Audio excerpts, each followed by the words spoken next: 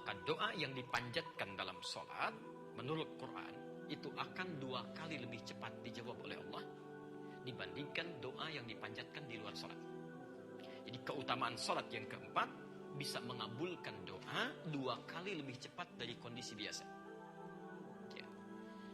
Itu bisa kita temukan di Quran surah ketiga Ali Imran contohnya, ayat 38 sampai ayat 39, posisi paling kanan di mushaf sebelah atas. Di Quran surah ketiga Ali Imran ayat 38 sampai 39. Masya Allah, mohon maaf, jangankan doa biasa, yang mustahil pun kalau kita butuh.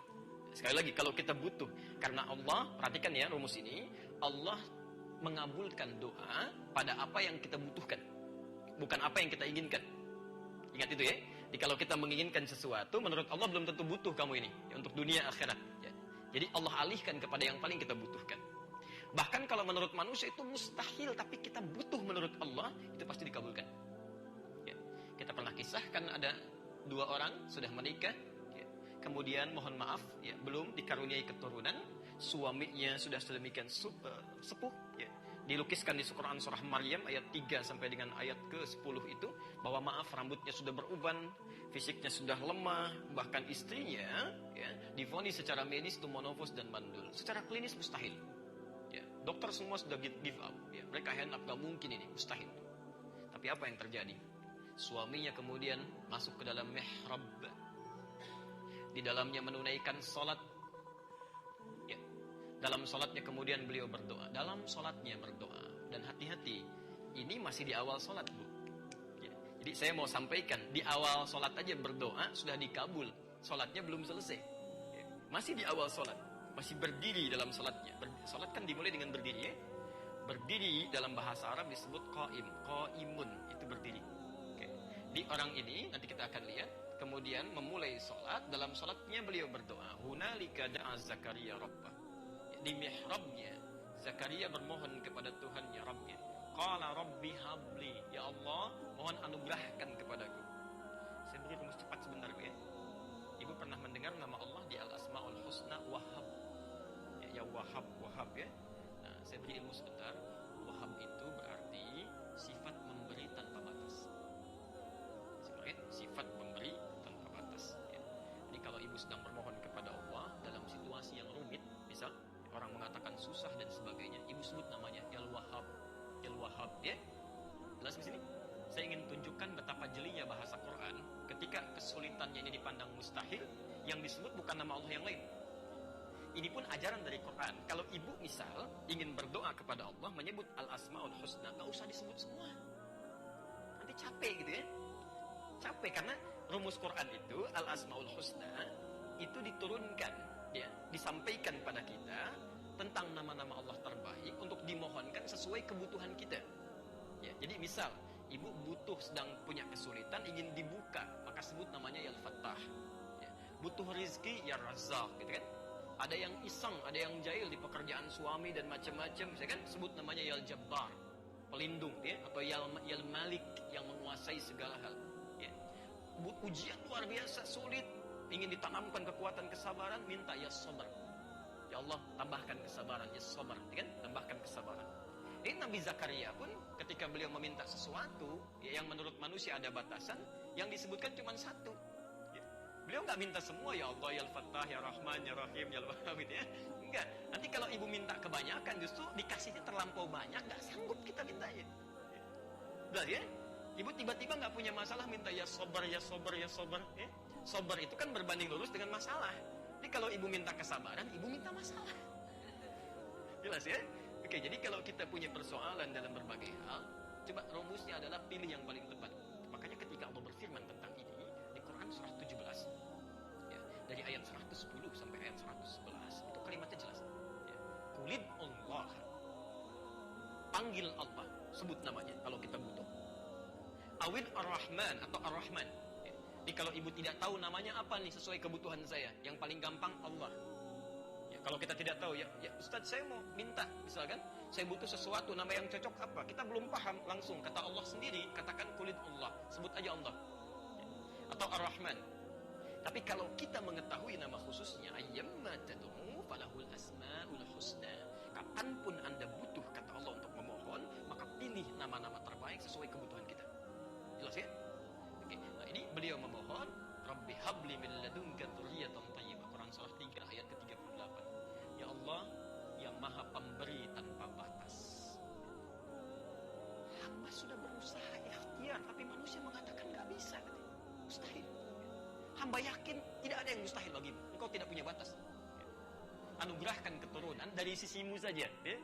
Karena menurut manusia, dari orang-orang, mereka katakan nggak mungkin. Saya minta dari sisimu saja yang nggak punya batas. Innaka sami'ud du'a, engkau pasti dengar doa hamba. Maksudnya ini bahasa menyentuh. Kalau yang maha mendengar saja tidak mengabulkan, lantas kepada siapa lagi hamba mesti minta? Nah, ini ajaran kedua, saya ingin tekankan di sini. Ini rumus kedua. Ya. Saya mau kasih rahasia ini antara kita saja ini ya. Perhatikan, ada rumus di Quran. Kalau ibu mau minta kepada Allah, di antara rumus yang kedua selanjutnya adalah cari dengan bahasa yang menyentuh. Cari kalimat yang baik, jangan yang standar-standar. Ya Allah, anak saya besok mau ujian, mohon luluskan ya Allah. Itu standar, jangankan ibu, yang lain juga minta gitu. Jadi ketika ada 100 anak mau ujian, 100 ibu yang lain juga minta. Ibu cari kalimat yang lain, yang indah ya. Duhai Allah, saya mengandungnya selama 9 bulan. Tak lekat saya membacakan Quran dalam kandungan. Ya Allah, saya melahirkannya berjuang dengan kematian. Merawatnya ya Allah sampai hari ini berusaha mendekatkan dia denganmu ya Arhamar Rahimin. Ya, kalau dengan segala perjuangan ini belum cukup engkau mengabulkan doa saya, tunjukkan sampai saat ini dengan cara apa lagi saya mesti meminta. Saya tidak minta banyak untuk hari ini ya Allah, mohon. Ya, jadikan anak saya lulus dalam ujian. Itu beda dengan yang lain. Ya, jelas ya? Alhamdulillah satu. Langsung dicatat. Oke. Apa yang terjadi? Maaf, tadi doanya dipanjatkan dalam keadaan apa? Salat. Sudah selesai salatnya? Belum. Masih apa tadi? Berarti masih ingat apa tadi bahasa Arabnya berdiri? Qaim. Ya, qaim. Ya kan? Qaim, qaimun. Sekarang ayat 39-nya lantas mengatakan, tiba-tiba selesai beliau berdoa, baru selesai doanya, baru minta. Fanadatul malaika, langsung turun malaikat. Pelan-pelan ya, kalimatnya menggunakan fa. Ya. Fa itu dalam bahasa Arab huruf yang merangkai dua peristiwa berbeda tanpa jeda. Ya, harfu atfin bila hudud. Dia ada satu peristiwa seorang berdoa, peristiwa kedua doanya dikabulkan. Nah, ini dirangkai dengan huruf fa. Artinya saat orang ini selesai berdoa, seketika langsung terkabul. Ya. Ibu bayangkan kan ada orang berdoa, saat berdoa belum terkabul kan? Berapa masa baru terkabul? Kalau pakai wawu, wanadathu berarti jedanya agak singkat. Kalau menggunakan thumma, jedanya agak panjang. Ya, barangkali mungkin besoknya baru dikabulkan, 10 hari kemudian baru terkabul. Tapi ini Masya Allah, berdoa, baru selesai doanya, langsung turun malaikat menyeru beliau. Fanadatul malaikat, tiba-tiba malaikat turun menyampaikan. Ya. Apa yang terjadi? Annallaha yubashshiruka bi Yahya, di ujung ayatnya, Allah kasih kabar gembira, doa Anda terkabul. Istri Anda akan mengandung, kamu akan punya anak, namanya bahkan langsung dari Allah Yahya, diberikan ilham. Yahya artinya hidup. Ya.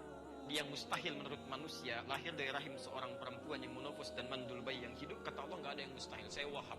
Ya. Nah yang menarik, kapan kejadian itu? Perhatikan yang sebelumnya rangkaiannya. Wa huwa qaimun yusalli fil mihrab. Sedangkan beliau masih berdiri dalam sholatnya.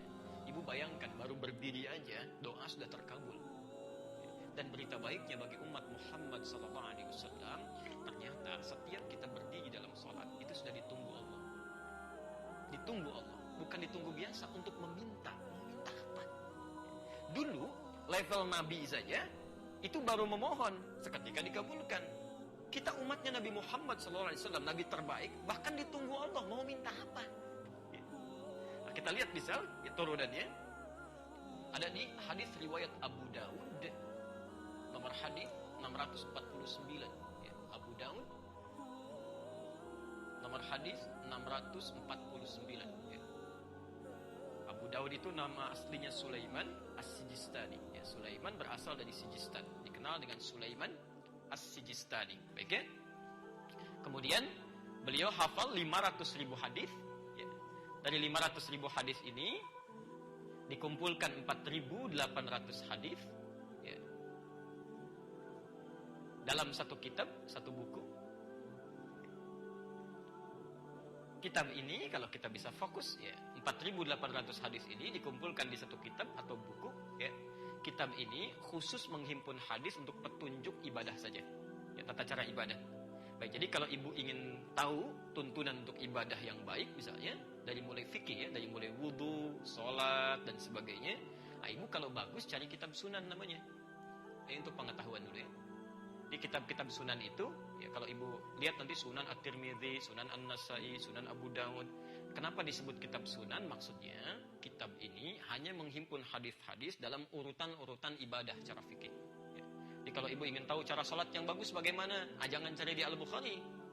Ya, terlalu luas nantinya. Cari di kitab sunan. Ya. Di antara kitab sunan yang populer adalah Sunan Abu Dawud, menghimpun 4.800 hadis. Dari 4.800 ini ada 15 hadis qudsi. Dari 15 hadis qudsi ini, urutan hadis yang nomor 2 dari hadis qudsi, posisi 649 adalah hadis yang akan kita bacakan dari Abu Hurairah. Saya cepat saja ke ujungnya. Perhatikan di ujung hadisnya, idza qala al-'abdu iyyaka na'budu wa iyyaka nasta'in. Jika seorang hamba sedang sholat, dia membaca iyyaka na'budu wa iyyaka nasta'in.